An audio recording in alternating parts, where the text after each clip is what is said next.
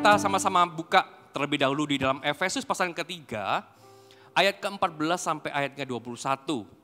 Kemarin di ibadah umum yang pertama saya sampaikan tentang extraordinary faith, iman yang gagah perkasa, iman yang luar biasa. Di ibadah pagi tadi, ibadah umum yang kedua, extraordinary love, tentang kasih yang luar biasa. Dan di ibadah siang hari ini, di umum yang ketiga, extraordinary God atau our mighty God. Kita buka terlebih dahulu gitu ya, saya nggak membahas ibadah yang kemarin dan tadi pagi, jadi Bapak Ibu bisa dengarkan nanti di YouTube-nya aja, bisa dapatkan informasi melalui media sosial gereja kita. Jadi update terus gitu ya. Efesus pasal yang ketiga ayat ke-14 sampai 21 ya, sudah menemukan katakan puji Tuhan. Itulah sebabnya aku sujud kepada Bapa yang daripada semua turunan yang di dalam sorga dan di atas bumi menerima namanya. Aku berdoa supaya Ia, yaitu Tuhan sendiri, menurut kekayaan kemuliaannya, menguatkan dan meneguhkan kamu oleh rohnya di dalam batinmu. Sehingga oleh imanmu, Kristus diam di dalam hatimu dan kamu berakar serta berdasar di dalam kasih. Aku berdoa supaya kamu bersama-sama dengan segala orang kudus, dapat memahami betapa lebarnya dan panjangnya dan tingginya dan dalamnya kasih Kristus. Dan dapat mengenal kasih itu sekalipun ia melampaui segala pengetahuan. Dan aku berdoa supaya kamu dipenuhi di dalam seluruh kepenuhan Allah. Bagi Dialah yang dapat melakukan jauh lebih banyak daripada yang kita doakan atau kita pikirkan. Seperti yang ternyata dari kuasa yang bekerja di dalam kita. Dan bagi Dialah kemuliaan di dalam jemaat dan di dalam Kristus Yesus turun-temurun sampai selama-lamanya. Katakan amin. Bapak Ibu Saudara, dari judul perikopnya kita sudah tahu bahwa ini adalah doa Paulus. Doa Paulus yang dicatat, yang dibukukan gitu ya. Pada saat itu doa Paulus ini ditujukan kepada setiap muridnya. Tapi hari ini ketika kita membaca doa Paulus ini ditujukan kepada setiap kita. Kita pun murid-murid Kristus. Di dalam doa Paulus ini ada 3 nilai yang begitu powerful yang menggambarkan extraordinary God. Sebuah keperkasaan dari Tuhan kita. Allah kita itu Allah yang begitu luar biasa besar. Makanya kalau kita melihat perjalanan 21 tahun, ini belum apa-apa. Tuhan belum selesai di dalam kehidupan kita. Seringkali kita berdoa, Tuhan, bahwa kami ini pada level yang lebih besar dari sebelumnya. Tahukah ketika kita ini berdoa mau masuk di dalam level yang lebih besar, iman kita pun juga harus jadi besar.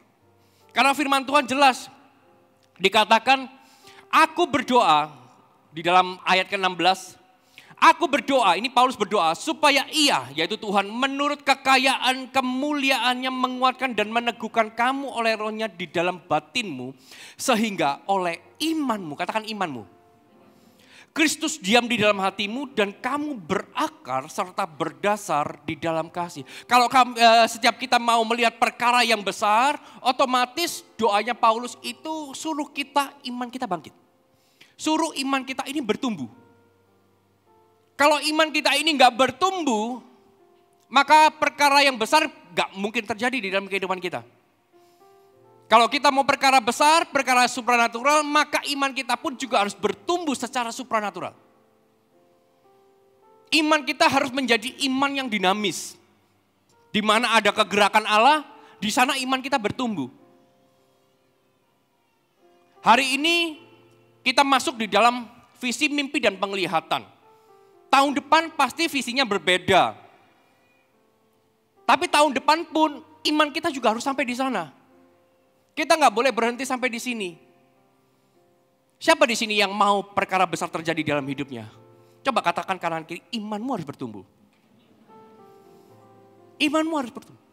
Kita harus punya extraordinary faith. Iman yang luar biasa. Dari extraordinary faith yang kita punya, kita bisa melihat bahwa Tuhan itu belum selesai di dalam kehidupan kita. Dia masih mau mengerjakan perkara-perkara ajaib yang lainnya. Kita bisa melihat tuntunan Tuhan di masa-masa pandemi sampai hari ini, kalau saya mengingat 2 tahun yang lalu dan melihat hari ini, saya tahu bahwa ini semua kasih karunia Allah. Kita bisa melewati segala sesuatu dengan gilang gemilang. Saya tahu ini kekuatan bukan datang dari manusia, nggak ada yang sanggup. Tapi ini dari Allah sendiri. Tapi doa Paulus nggak berhenti sampai kita diminta untuk bangkitkan iman. Iman kita harus bertumbuh. Firman Tuhan di ayat yang ke-18 dikatakan seperti ini. Aku berdoa supaya kamu, katakan kamu, bersama-sama dengan segala orang kudus dapat memahami, katakan memahami. Betapa lebarnya dan panjangnya dan tingginya dan dalamnya kasih Kristus dan dapat mengenal kasih itu, katakan mengenal. Sekalipun ia melampaui segala pengetahuan. Dan aku berdoa supaya kamu dipenuhi di dalam seluruh kepenuhan Allah. Lihat doa Paulus buat setiap kita, gak cuma suruh kita iman kita bangkit, tapi doa Paulus supaya kita ini memahami dan mengenal kasih Kristus. Kasih Kristus yang begitu besar, makanya kalau hari ini kita datang di tempat ini, bahkan yang baru pertama kali hadir sekalipun, gak ada yang kebetulan. Tuhan juga berbicara di dalam hidupmu. Apalagi orang-orang yang datang siang hari ini dan berkata bahwa aku ini merasa sendiri, aku merasa gak disayang Tuhan. Tuhan itu sangat mengasihi kita. Makanya Paulus berdoa, Tuhan please izinkan murid-muridku ini bisa memahami betapa besarnya kasih Allah. Betapa megahnya kasih Allah. Paulus ini gambarkan kasih Allah itu lebar, panjang, tinggi, dan dalam. Semua ukuran luas dipakai. Enggak terbatas. Kasih ibu sepanjang jalan, kasih Tuhan unending. Enggak terbatas, enggak berhenti, enggak ada batasan. Semua ukuran luas sudah dipakai. Paulus enggak bisa gambarkan kasih Allah selain daripada apa yang sudah digambarkan. Bahkan firman Tuhan di dalam Yohanes, oleh karena begitu besar kasih Allah. Dikatakan begitu besar kasih Allah. Dia utus anaknya yang tunggal supaya kita gak binasa. Karena begitu besar kasih Allah, sudah gak bisa digambarkan lagi, terlalu besar, terlalu besar. Supaya kita sadar bahwa hari ini kita berada di tempat ini, oh kita ini dikasih Allah loh. Kita ini dikasih Allah. Engkau yang datang ke tempat ini, engkau merasa sendiri. Engkau merasa Tuhan ini kayaknya gak dengar doaku. Oh sampai hari ini kasih Tuhan itu tidak pernah berhenti di dalam kehidupan kita. Kita perlu memahami kasih Allah. Kenapa dikatakan Paulus itu supaya muridku ini memahami dan mengenal kasih itu. Karena seringkali manusia ini salah respon. Kalau orang gak memahami, salah respon. Sebagai contoh, tadi saya sampaikan, kita punya anak-anak. Dan ketika anak kita ini mungkin main gadget ya, main gadget. Kita sebagai orang tua, kamu gak boleh main terus. Kamu gak boleh HP-an terus. Kamu gak boleh nonton TV. Kamu harus belajar terus. Kamu harus bertanggung jawab. Kalau dia gak memahami orang tuanya, dia akan merasa bahwa mamaku ini ngapain sih ngelarang-larang aku. Dia ini memang gak tahu kesenanganku, dia ini memang gak suka aku senang. Di dalam CG, pemimpin-pemimpin kasih perhatian, kamu harus ini yang, ini ngapain pemimpin-pemimpin? Kepo amat sih. Ngapain kok larang-larang hidupku, aku mau begini hidup-hidup gue. Kalau kita gak memahami, kita pasti salah respon. Pasti salah respon. Begitu juga kalau kita gak memahami kasih Allah, seringkali kita kecewa sama Tuhan. Makanya kita harus pahami, dan gak cuma pahami, kita pun juga harus kenal dengan kasih itu. Paulus bilang gini, dia tulis ini bukan hanya berdoa omong kosong, karena Paulus sendiri ngalami. Dia kenal kasih Tuhan. Sebelum dia bertobat sekalipun, Tuhan sudah hampiri dia. Ampuni dia. Iman dibangkitkan, doanya supaya iman kita bertumbuh. Kita boleh mengenal extraordinary love, kasih Tuhan yang begitu sempurna. Dan di dalam doa Paulus yang ketiga, kita ini belajar mengenal extraordinary God. Allah kita yang gak terbatas. Allah kita yang luar biasa. Coba kita lihat ayat ke-19. Firman Tuhan katakan, bagi dialah yang dapat melakukan jauh lebih banyak daripada yang kita doakan atau kita pikirkan.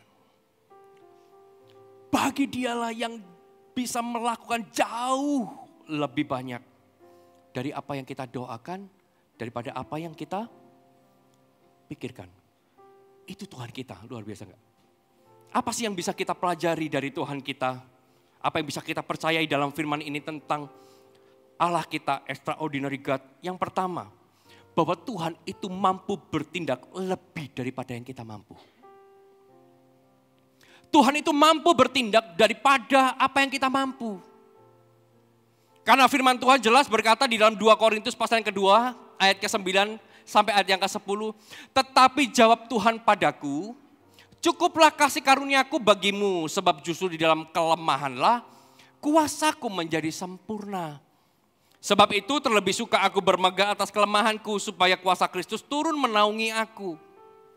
Karena itu aku senang dan rela di dalam kelemahan, di dalam siksaan, di dalam kesukaran, di dalam penganiayaan, dan di dalam kesesakan oleh karena Kristus. Sebab jika aku lemah, maka aku kuat. Itu firman Allah.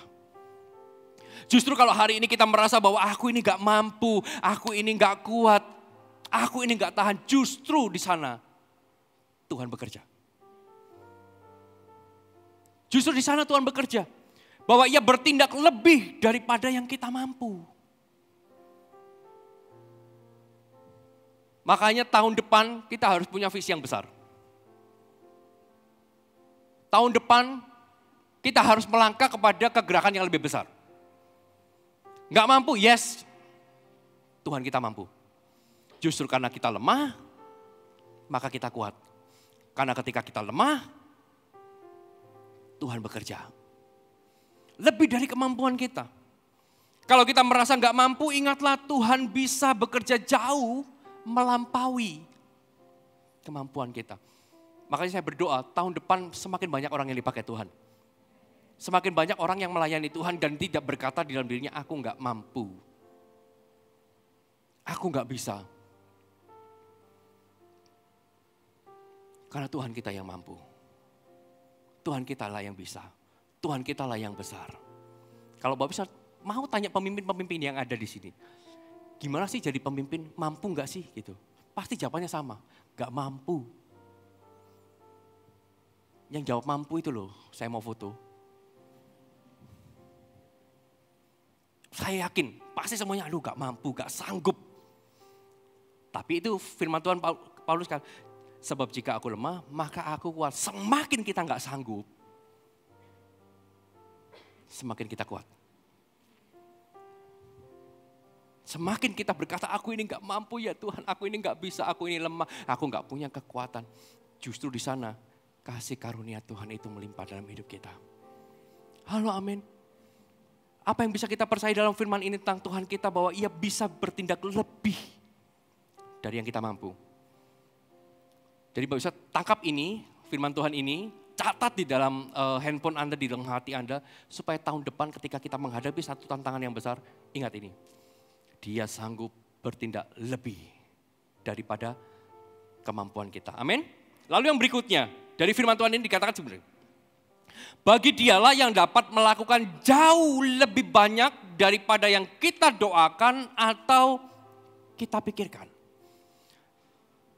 Bahwa Tuhan itu memberi lebih daripada yang kita minta atau melampaui ekspektasi. Tuhan kita itu memberi lebih daripada apa yang kita minta atau melampaui ekspektasi kita. Di ibadah Sabtu kemarin saya singgung, mungkin beberapa dari Anda sudah tahu, saya masih ingat 2019 awal ketika saya pindah ke tempat ini, saya ini masih bergumul di dalam perizinan gereja, saat itu gerejanya masih pindah-pindah. Hotel ini di demo, pindah ke sini, terus pindah. Harus bongkar pasang terus semua. Sedangkan tempat yang kita sewa nggak dapat izin, kita baru pakai udah di demo. Waktu itu saya kerahkan sebuah pendoa, ayo kita doa rantai 3 hari 3 malam, 3 kali 24 jam kita berdoa tidak berhenti, nyambung terus. Supaya satu, Tuhan biar tempat ini bisa kita pakai, izinnya boleh dapat. Ketika giliran saya berjaga di dalam doa, saya berdoa minta izin semua bisa diberikan. Tuhan itu kasih sebuah pernyataan secara pribadi buat saya ya. Kamu berdoa minta yang paling sulit, aku akan kabulkan. Secara manusia yang paling sulit pada waktu itu, bagi saya loh ya, itu dapat izin. Karena untuk dapat izin saya harus 3 kali 24 jam berdoa. Tapi ketika Tuhan berbicara di dalam hati saya, minta yang paling sulit. Iman saya nggak tahu, itu keceplosan lah ya, iman yang keceplosan. Tapi saya tahu bahwa iman saya sudah sampai di sana. Saya bilang, oke Tuhan, kalau Tuhan suruh aku minta yang paling sulit, aku minta tanah untuk gereja, tanah perjanjian. Aku minta tanah.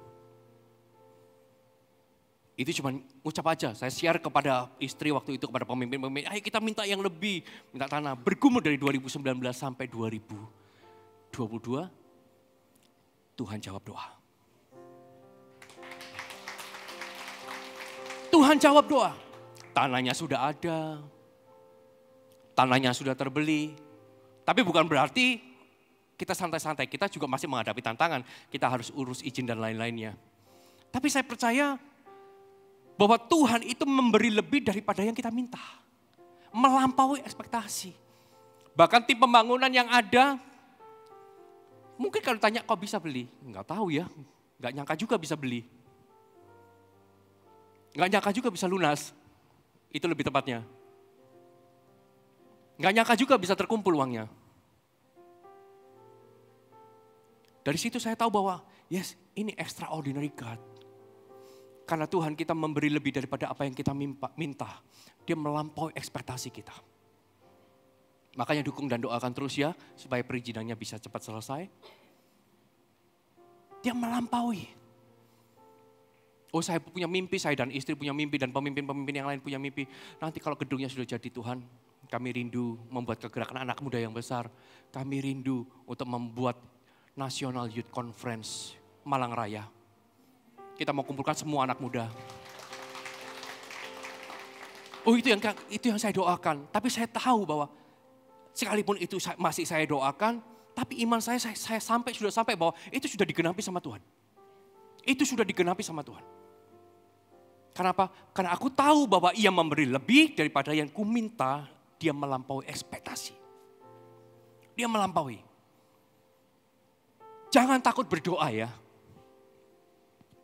Apalagi startup yang sudah mungkin dari 2018 sudah merintis, 2019 pandemi turun lagi. Terus mereka down. Tahun ini, tahun depan, jangan takut berdoa. Karena sebab firman Tuhan berkata jelas, aku berdoa supaya bagi Dialah yang dapat melakukan jauh lebih banyak daripada yang kita doakan. Yang pertama, Anda harus berdoa.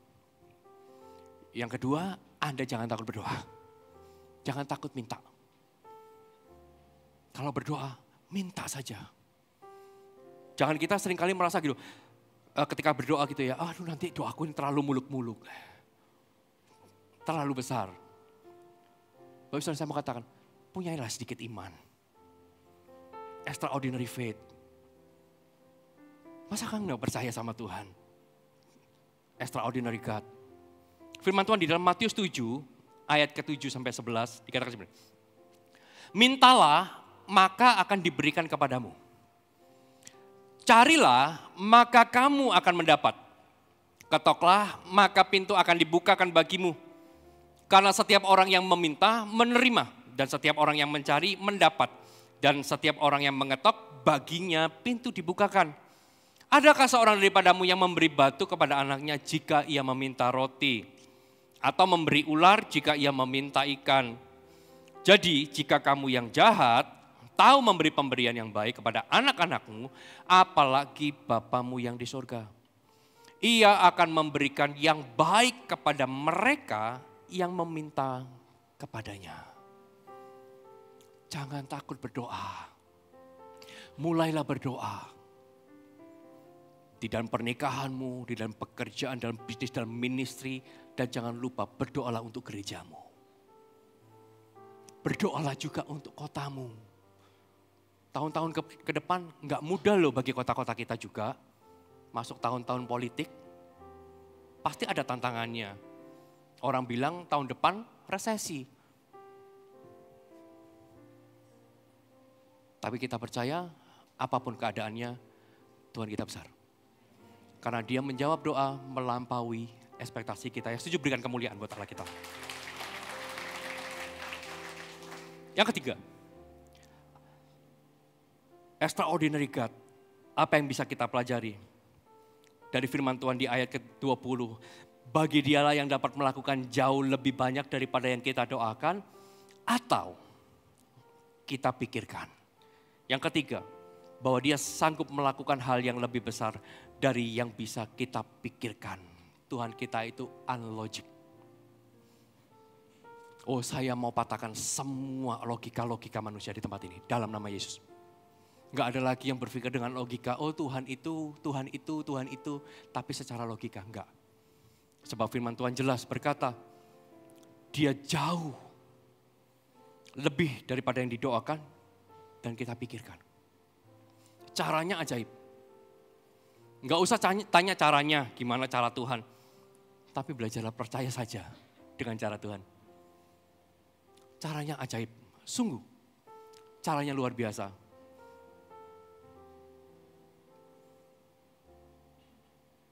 Saya kalau mau kesaksian tentang tanah gitu ya, tanah gereja gitu ya, menurut saya itu cara yang Tuhan kasih itu gak bisa diterima dengan logika.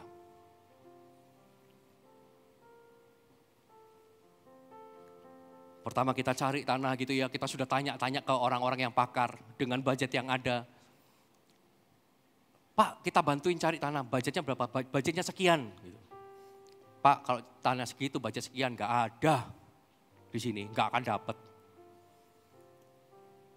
Ternyata tiba-tiba salah satu tim kita ngelihat ini tanah kok bagus.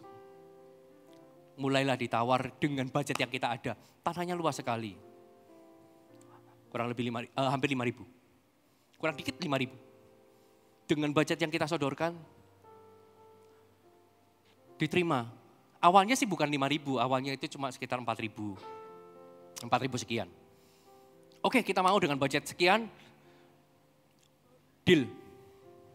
Budget kita, gitu ya. Padahal kalau sebelumnya kita dengan budget kita, dia bilang tanah 2.000 aja gak dapat. Ternyata kita bisa dapat 4.000 lebih. Tapi begitu proses semuanya oke gitu ya.